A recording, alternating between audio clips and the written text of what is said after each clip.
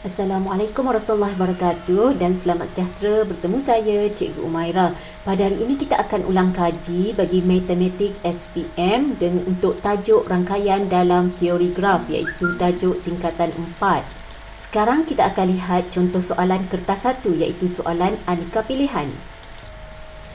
Jadi soalan 1, antara situasi berikut yang manakah tidak boleh dimodelkan sebagai graf berpemberat?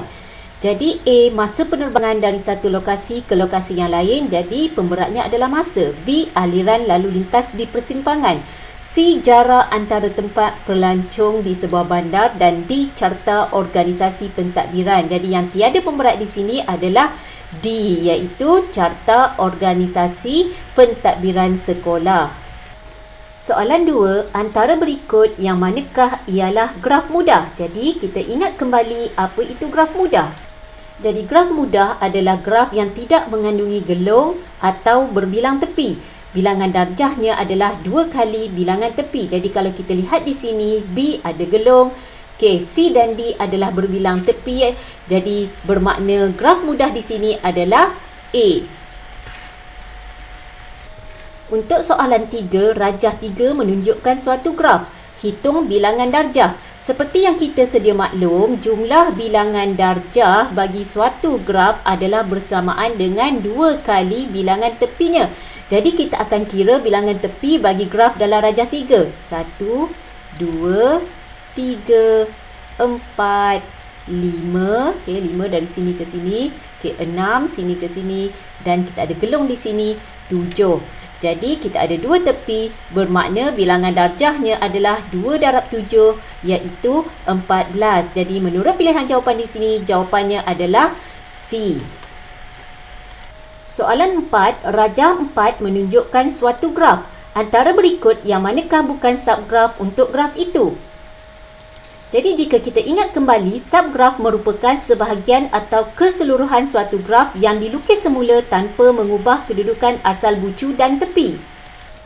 Jadi di antara pilihan jawapan di sini, kita dapati A tidak mengubah mana-mana bucu dan tepi. Ini menunjuk A adalah subgraf. Jadi soalan di sini minta kita kenal pasti yang bukan subgraf.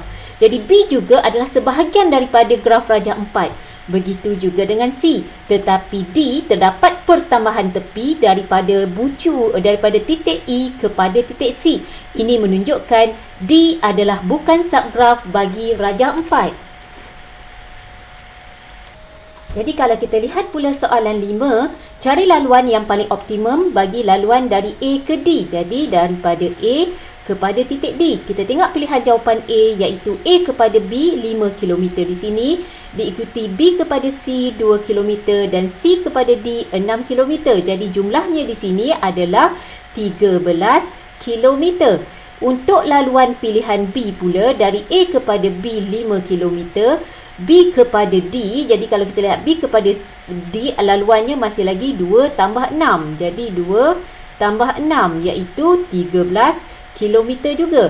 Jadi kita lihat pula pilihan jawapan untuk C.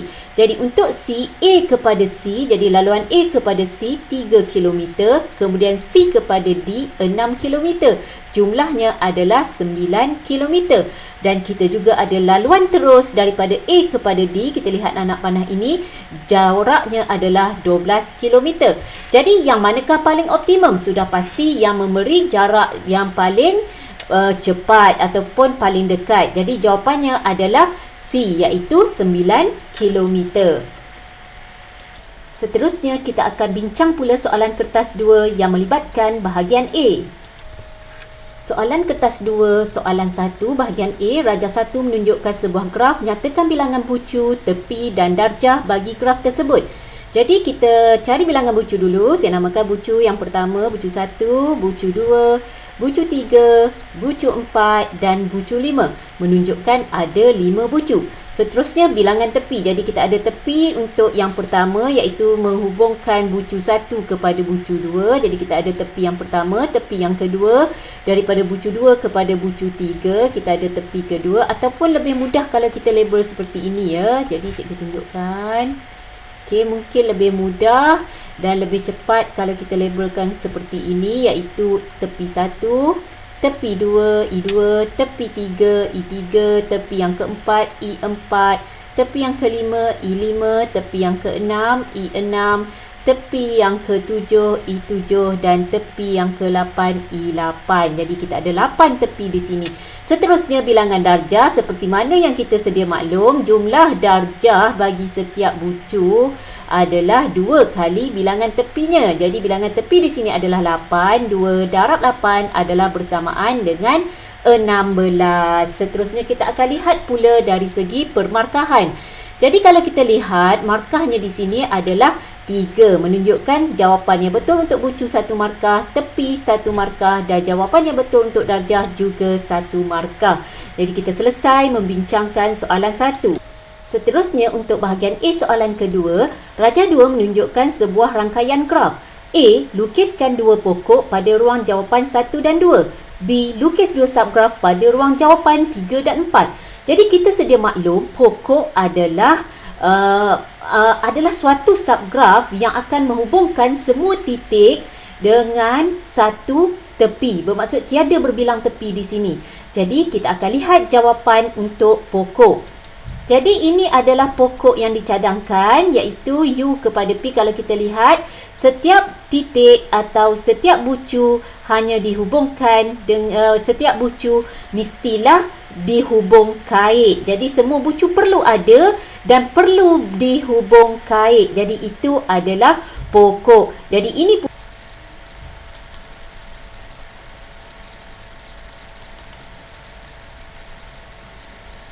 ini adalah pokok yang kedua sebentar tadi. Jadi untuk jawapan ini, murid boleh melukis sebarang jawapan selagi ianya adalah suatu pokok. Jadi kalau kita lihat markahnya 4, menunjukkan untuk pokok yang pertama 1 markah, pokok yang kedua juga 1 markah.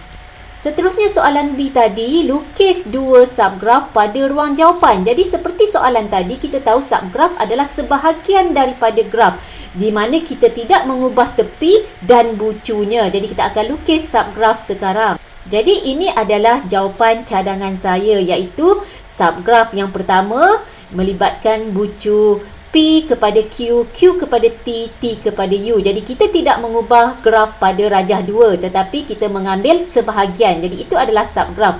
Begitu juga untuk pilihan jawapan 4. Kita tidak mengubah bentuk graf tetapi kita mengambil sebahagian daripada graf dengan mengekalkan bucu dan tepinya. Jadi di sini juga untuk subgraf yang pertama 1 markah dan subgraf yang kedua 1 markah. Jadi jumlah markah untuk soalan kedua bahagian A adalah 4 markah. Jadi untuk soalan ketiga, A rajah 3.1 menunjukkan bucu V dan pasangan bucu E. Jadi, lukis 1 graf mudah berdasarkan maklumat di rajah 3. Jadi, graf mudah adalah graf yang tidak mempunyai gelong dan berbilang tepi. Jadi, kalau kita lihat bucu di sini, kita ada bucu A, B, C dan D seperti mana yang diberi oleh soalan.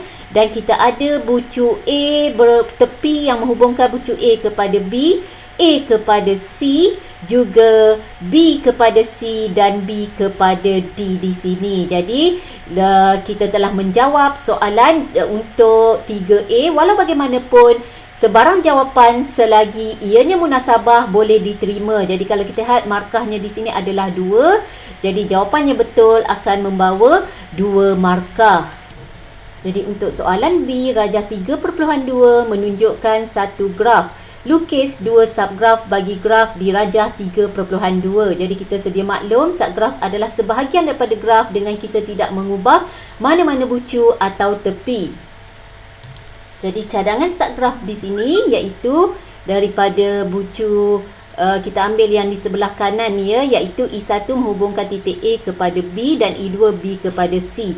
Begitu juga kita akan ambil AC dengan tepi I3 dan I4. Jadi kalau kita lihat markahnya 2 di sini menunjukkan subgraf yang pertama 1 markah, subgraf yang kedua 1 markah. Untuk pilihan jawapan yang ni kita masih lagi boleh terima sebarang jawapan yang munasabah. Seterusnya, kita akan lihat pula soalan kertas 2 bahagian B. Untuk soalan bahagian B yang pertama, Raja 1 menunjukkan graf terarah dan berpemberat bagi bayaran petrol dan masa laluan perjalanan pilihan Irfan. Semua bandar dilabel dengan E, F, G dan H. Diberi bandar G ialah destinasi yang ditujui daripada bandar E. Jadi G adalah destinasi daripada bandar E. Jadi kita lihat soalan yang pertama. Soalan A1, laluan yang paling ekonomi. Soalan yang kedua, nyatakan laluan yang mengambil masa perjalanan yang paling singkat.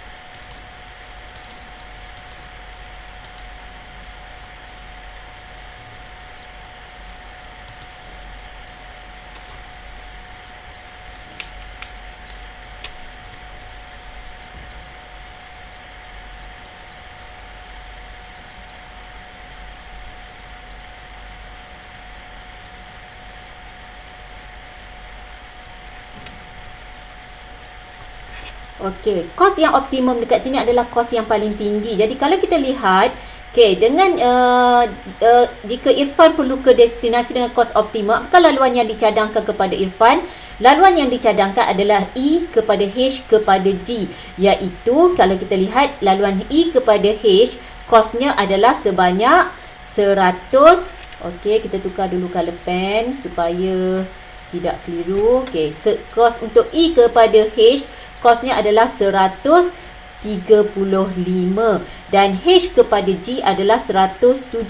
Jadi jumlah kos di sini adalah RM310. Jadi berbanding dengan kos yang optimum 350, kita boleh jimat RM40. Dan beza masanya pula dengan yang paling optimum iaitu laluan E kepada G, adalah 12 minit sahaja berbanding laluan E kepada laluan G. Jadi kalau kita lihat permarkahan di sini, markahnya adalah 5. Jadi di manakah 5 markah itu?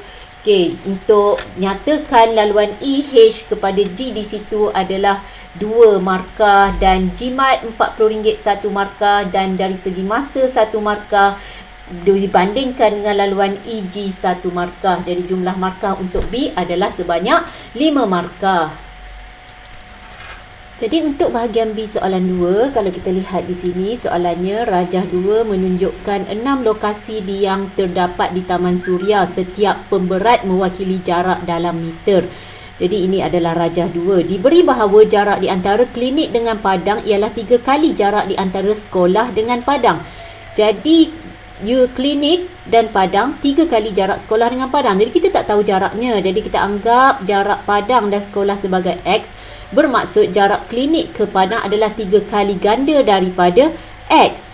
Jadi kalau kita lihat kat soalan seterusnya, A diberi bahawa jarak di antara klinik dengan padang ialah 3 kali jarak di antara sekolah dengan padang dan 90 meter lebih dekat berbanding jarak di antara sekolah dengan rumah. Jadi soalan yang pertama, cari jarak dalam meter untuk klinik dan padang. Jadi tadi telah dimaklumkan jarak di antara klinik dan padang adalah 90 meter lebih dekat berbanding jarak di antara sekolah dengan rumah. Jadi sekolah rumah Junhao jaraknya 270 meter. Jadi kalau 90 meter lebih dekat bermaksud 270 meter tolak 90 meter bermaksud jarak padang di antara klinik dan padang ialah 180 meter untuk soalan A.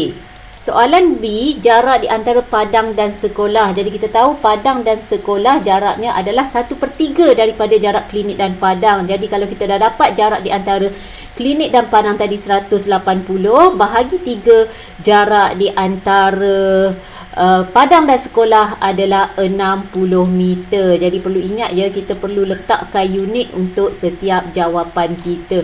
Jadi kalau kita lihat daripada segi permarkahannya di sini, markahnya 4 menunjukkan untuk soalan A 1, 2 markah. Jadi kita tunjuklah satu markah tunjuk jalan kerja, satu markah jawapan.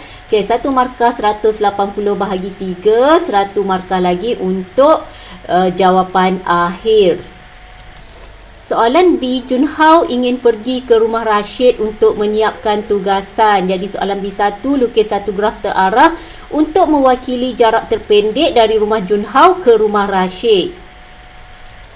Jadi Junhao ingin pergi ke rumah Rashid untuk menyiapkan tugasan. Jadi kalau kita dapati, lukis satu graf terarah yang mewakili jarak terpendek. Jarak terpendek di sini adalah daripada rumah Junhao ke klinik 110 meter.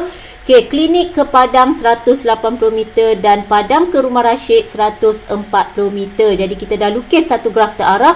Seterusnya hitung jarak terpendek dalam meter. Jadi kita perlu nyatakan.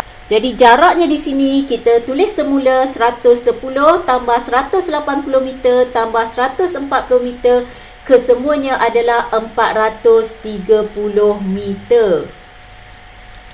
Jadi dari segi permarkahan, kalau kita lihat markahnya 5. Jadi untuk yang pertama kita lukis graf terarah daripada jarak terpendek dari rumah Junhao ke rumah Rashid, 3 markah di sini. Dan yang terakhir jarak terpendek 1 markah dan jawapan akhir 1 markah. Jadi 3 markah untuk soalan 2B bahagian B. Jadi soalan seterusnya, kertas 2 bahagian B, soalan yang ketiga. Seorang juruteknik ditugaskan untuk membuat satu rangkaian komputer dengan menggunakan jumlah panjang wayar yang paling minimum. Sesetengah komputer dapat disambung terus dan sebaliknya. Panjang dalam meter wayar dan hubungan penyambungan antara 6 buah komputer ditunjukkan dalam jadual 3. Jadi kita ada jadual 3 di sini, anda boleh lihat. Soalan A1, wakilkan maklumat dalam jadual itu dalam bentuk rangkaian. Jadi ini adalah jawapannya. Jadi di sini kita masih lagi boleh terima sebarang jawapan yang munasabah. Kalau kita lihat di sini, A kepada A tiada bermaksud tiada gelung di situ. Tetapi A kepada B 7 meter. Jadi A kepada B 7 meter. Seterusnya kita ada A kepada D 8 meter. Nampak A terus kepada D 8 meter di sini. Dan kita ada juga A kepada F, iaitu A kepada F. Jadi ini tepi yang menghubungkan titik A bagi rangkaian graf ini. Jadi kalau kita lihat pula untuk titik B, A kepada B 7 meter. Jadi yang sama tadi sebenarnya. Jadi A kepada C, A kepada C, A kepada C, B kepada C, maafkan, B kepada C 8 meter. Jadi B kita ada tepi yang kepada C, pemberatnya 8 meter. Diikuti B kepada E iaitu 6 meter. Jadi titik B akan hubungkan C, E dan yang terakhir F 10 meter. Itu cara bagaimana kita ingin wakilkan jadual kepada graf. Jadi kalau C dan B hubungannya 8, tadi ini yang tadi sebenarnya, yang kita tiada lagi adalah C kepada D. Jadi C kepada D 1 mengikut jadual. C kepada E 6. Jadi C kita ada tepi kepada E yang akan menghubungkan E iaitu 6. Seterusnya C kepada F 10. Jadi C kepada E3. C kepada E3, C kepada F tiada di sini, dash di sini. Kena tengok betul-betul ya. Seterusnya kita ada D kepada A tadi ada sebab kita dah bincangkan titik A, titik B tiada, D kepada C1. Jadi titik D menghubungkan C1 tadi kita dah bincang iaitu C kepada D, benda yang sama. Jadi D kepada E adalah 4. Jadi kita ada tepi yang menghubungkan bucu D kepada bucu E dengan pemberatnya adalah 4. Seterusnya D kepada F tiada. Jadi untuk titik E E kepada B kita ada 6. Tadi kita dah bincangkan semua yang menghubungkan B. E kepada C, jadi kita dah bincangkan C kepada E juga tadi. Masih lagi yang sama. Jadi anda perlu tengok satu persatu. Maka terhasillah rangkaian dalam bentuk graf seperti ini. Jadi kalau kita lihat soalan yang kedua, berdasarkan jawapan di A1, lukis satu rangkaian komputer yang dipilih dan tentukan panjang dalam meter, wayar yang diperlukan dalam meter. Jadi bermaksud dalam soalan ni kita perlu mengenal pasti setiap titik perlu ada. Setiap titik perlu ada sebab setiap titik itu mewakili komputer. Cuma kita akan pilih rangkaian wayar mana yang kita perlukan untuk kita hubungkan setiap komputer. Jadi samalah seperti kita ingin melukis pokok ya, setiap titik mestilah dihubung kait. Jadi ini adalah jawapan kita masih lagi boleh pilih selagi jawapan murid adalah munasabah. Jadi ini jawapan cadangan saya di sini. Jadi kita ada semua komputer di sini A, B, C, D dan E, dan untuk rangkaian wayar yang terpendeknya adalah A kepada F1, F kepada E5, E kepada B6, okay, kita ada E kepada C3, C kepada D1. Jadi ini sebenarnya pokok daripada graf yang lengkap ini. Jadi berapakah panjang wayarnya? Kalau kita lihat di sini, panjang wayarnya adalah 16 meter, iaitu kita tambahkan semua. 1 tambah 5, 6, 6 tambah 6, 12, 12 tambah 3, 15, 15 tambah 1, 16. Jadi 16 meter. Jadi kalau kita lihat dari segi permarkahan, markahnya 6 di sini. Jadi 6 markah di sini. Untuk A1 kita mewakilkan jadual dalam bentuk rangkaian graf 3 markah, dan kita pilih berdasarkan rangkaian komputer yang dipilih, dengan kita akan memilih panjang wayar yang paling pendek di sini. Kita lukis 2 markah dan panjang wayarnya adalah 1 markah. Jadi jumlah markahnya adalah 6. Jadi kalau kita lihat soalan B, 6 pasukan robotik P, Q, R, S, T dan U akan bertanding dalam suatu pertandingan robotik. Setiap pasukan akan berlawan dengan 3 pasukan yang lain. Dengan mengabaikan urutan masa dan pertandingan, lukis satu graf yang mungkin bagi satu carta perlawanan bagi pertandingan robotik itu. Jadi kita cuba buat jadual terlebih dahulu. Jadi di sini kita ada pertemuan, kita kena ingat ya, setiap pasukan 3 kali perlawanan dan tidak akan bertembung dengan lawan yang sama. Jadi PQ1, okey, pangkah ni bermaksud, okey, kalau PQ1, Q dan P saya dah pangkah sebab dia tiada pertemuan lagi kerana dah bertemu. Jadi R kepada P1, okey, jadi kita lihat T kepada P1. Jadi menunjukkan dah ada 3 kali pertemuan untuk pasukan P, iaitu kepada Q, P, R dan T. Jadi untuk Q pula, QP, okey, Q dan S, Q bertemu U. Jadi untuk RP, seterusnya kita ada RS dan kita ada RU di sini. Jadi 3 pertandingan. Setiap pasukan 3 pertandingan. Jadi S ada SQ, SR dan ST. Okay, T bertemu P, TP, TU dan ST. Untuk U, UQ, UR dan UT. Jadi pangkah-pangkah kat sini saya maksudkan kalau P dah berjumpa Q, Q tak perlu berjumpa P lagi sebab kita faham ya, baris dah laju. Jadi daripada sini saya terjemahkan kepada bentuk rangkaian.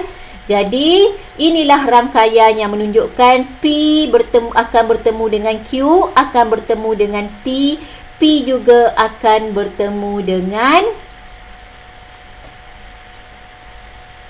Jadi kalau kita lihat, P akan jumpa Q, jumpa T dan jumpa R. T akan berjumpa P, berjumpa U dan berjumpa S. Begitu U akan berlawan dengan T, akan berjumpa dengan Q dan berjumpa R. R dengan P, RU dan RS di sini. Jadi begitu juga Q, Q bertemu P, Q bertemu U dan Q bertemu S. Jadi ini adalah jawapan saya. Walau bagaimanapun, kita masih lagi boleh memilih jawapan selagi ianya adalah munasabah. Jadi sekarang kita lihat pula permarkahan. Markahnya 3. Jadi jadual kita di sini. Okay, ataupun jadual ini sebagai pembantu sahaja. Jadi rangkaian yang kita berjaya lukis boleh membawa 3 markah. Jadi kita selesai membincangkan soalan bahagian B untuk soalan yang ketiga. Sekian saja untuk video kali ini. Diharapkan video ini mampu memberi manfaat kepada semua yang memerlukan. Sekian, terima kasih.